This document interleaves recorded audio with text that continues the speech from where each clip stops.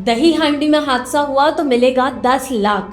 महाराष्ट्र सरकार का बड़ा ऐलान। अगर आप या आपके घर का कोई मेंबर इस साल दही हांडी में गोविंदा बनने जा रहा है तो ये खबर आपके लिए है, क्योंकि अब अगर दही हांडी के दौरान कोई बड़ा हादसा होता है तो महाराष्ट्र सरकार की तरफ से 10 लाख तक का इंश्योरेंस कवर मिलेगा। लेकिन ये पैसा किन लोगों को मिलेगा, किस सिचुएशन में कितना कंपनसेशन मिलेगा और हॉस्पिटल का खर्चा कौन उठाएगा, चलिए आसान भाषा में समझते हैं। नमस्कार, मैं हूं तमन्ना सिंह और आप देख रहे हैं मनी। हर साल जन्माष्टमी के मौके पर महाराष्ट्र में लाखों लोग गोविंदा बनकर दही हांडी में हिस्सा लेते हैं।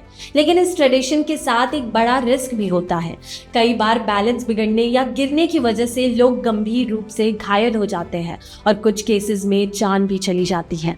इसी को देखते हुए महाराष्ट्र सरकार ने इस साल 1.6 लाख गोविंदास के लिए एक एक्सीडेंटल इंश्योरेंस स्कीम शुरू किया है।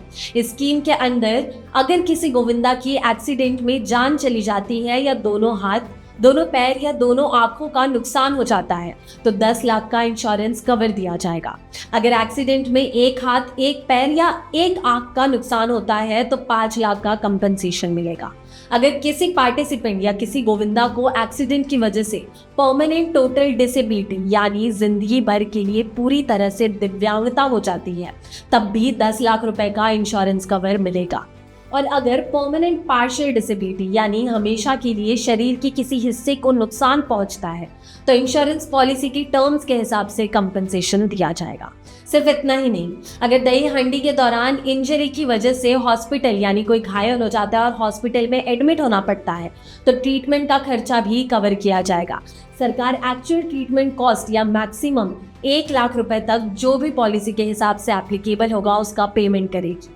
यानी अगर दही हांडी के दौरान कोई बड़ा हादसा हो जाता है तो पार्टिसिपेंट्स और उसके परिवार को फाइनेंशियल सपोर्ट मिल सकेगा।